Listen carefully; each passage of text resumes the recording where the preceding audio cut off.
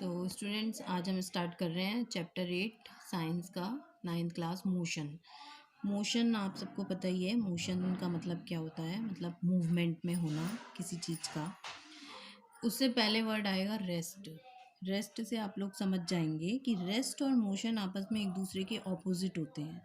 Rest क्या होता है? Body is said to be in rest, in a state of rest when its position does not change with respect to a reference point.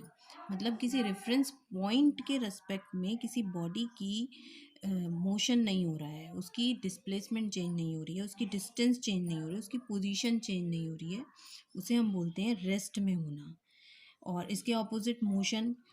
Motion को हम क्या बोलेंगे? When its position changes continuously with a reference point.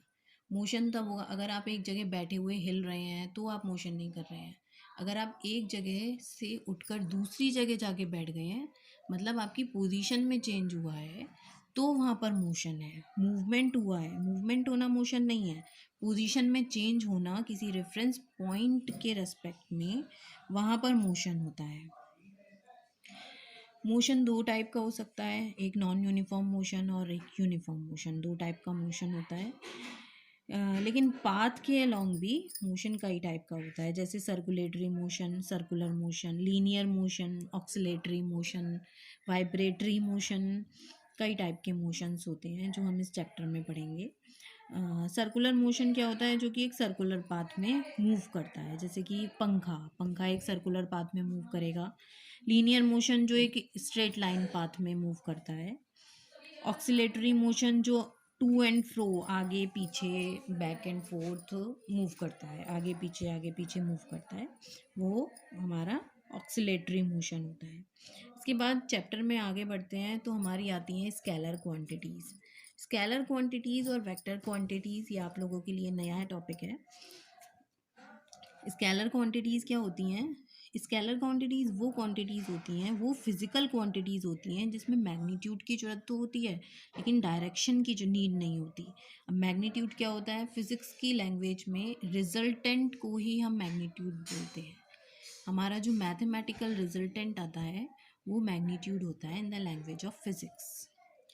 तो in the physical quantity having own magnitude but no direction, example distance हो गया, speed हो गया। अब स्केलर और वेक्टर आपको पूरी फिजिक्स में मिलेगा। हर क्वांटिटी जो भी आप पढ़ेंगे उसमें आपको पहले यही पूछा जाएगा कि ये स्केलर है या वेक्टर है। तो सिंपल आपको यही ध्यान देना है कि वो क्वांटिटी जिनमें हमें डायरेक्शन की ज़रूरत नहीं पड़ती, जैसे कि डिस्टेंस है, डिस्टेंस मैं कहीं से कहीं तक भी ले सकती हूँ। यहाँ से यहाँ तक भी डिस्टेंस हो जाएगा, यहाँ से यहाँ तक भी हो जाएगा, यहाँ से यहाँ तक भी डिस्टेंस मेज़र की जा सकती है। लेकिन डिस्टेंस के लिए हमें डायरेक्शन की कोई ज़रूरत नहीं पड़ रही है, इसलिए distance is a scalar quantity. दूसरा स्पीड। स्पीड के लिए हमें डायरेक्शन की ज़रूरत नहीं पड़ती, हम अपनी स्पीड को किसी भी डायरेक्शन में दौड़ा सकते हैं। तो स्पीड भी क्या हो गई? एक स्केलर क्वांटिटी हो गई।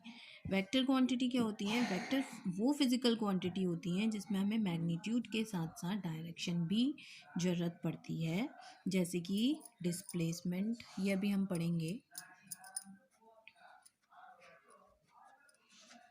डिस्प्लेसमेंट एंड वेलोसिटी, बहुत सारी क्वांटिटीज़ आपको पढ़ने को मिलेंगी। हर क्वांटिटी जो आप नई इसमें पढ़ेंगे वो आपसे पूछा जाएगा एक स्केलर है या वेक्टर है।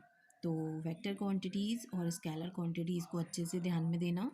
स्केलर वो क्वांटिटीज़ होती हैं जिनमें हमें मैग्नीट्यूड की ज़रूरत पड़ती है, डायरेक्शन की ज़रूरत नहीं पड़ती। और वेक्टर क्वांटिटीज़ वो क्वांटिटीज़ होती हैं जिनमें हमें डिस्प्लेसमेंट की ज़रूरत पड़ती है और जिसमें हमें मैग्नीट्यूड के साथ साथ डायरेक्शन की भी ज़रूरत पड़ती है। Distance and displacement. Next topic is distance and displacement. Distance क्या होता है? Actual path. सिंपल लैंग्वेज में बोलेंगे, एक्चुअल पाथ और लेंथ ट्रेवल्ड बाय ऑब्जेक्ट। जो हमारा एक्चुअल पाथ होता है, जैसे कि मैं अपने घर से स्कूल जाती हूँ तो एक्चुअली जो पाथ मैं मेज़र करती हूँ वो हो गई हमारी डिस्टेंस।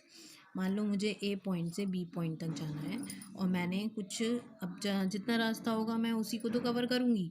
मैंने यहाँ से ऐसे गली गली में जाके मैं यहाँ से यहाँ पे पहुँची, ए पॉइंट से बी पॉइंट पे मैं पहुंची। तो ये मैंने जितनी भी डिस्टेंस कवर करी ये हमारा एक्चुअल पाथ हुआ। एक्चुअल पाथ मतलब यही रास्ता था हमारे यहाँ से यहाँ तक पहुँचने के लिए। बीच में घर होंगे और दुकानें होंगी, बहुत सारी चीज़ें होंगी। तो ये एक्चुअल पाथ था जिससे कि हम ए से बी तक हम पहुँच सकते हैं। तो ये चीज़ होती है हमारी डिस्टेंस, जिसे हम बोलते हैं एक्चुअल पाथ। उसके बाद आता है डिस्प्लेसमेंट। अगर मैं डिस्प्लेसमेंट की बात करूं तो डिस्प्लेसमेंट होता है हमारा shortest distance. Distance is a displacement but it is a shortest distance. Shortest distance means हमारा एक्चुअल पाथ तो हो गया हमारी डिस्टेंस जहाँ से जो कि हम कवर करते हैं एक्चुअल में जो हम चलते हैं। लेकिन अगर मैं बोलूँ कि ए से बी तक की डिस्प्लेसमेंट कितनी होगी तो वो होगी डायरेक्ट इतनी, ए से बी तक की ये डिस्प्लेसमेंट होगी। मैं बोलूँ बी से ए तक की डिस्प्लेसमेंट कितनी होगी तो आप इधर को करोगे और एरो लगा दोगे। मतलब इसमें हमें डायरेक्शन की ज़रूरत पड़ रही है, लेकिन इसके लिए हमें कोई डायरेक्शन की ज़रूरत नहीं पड़ रही डिस्टेंस के लिए। तो distance is a scalar quantity and displacement is a vector quantity. आप ये दोनों भी समझ गए होंगे। Distance is actual path and displace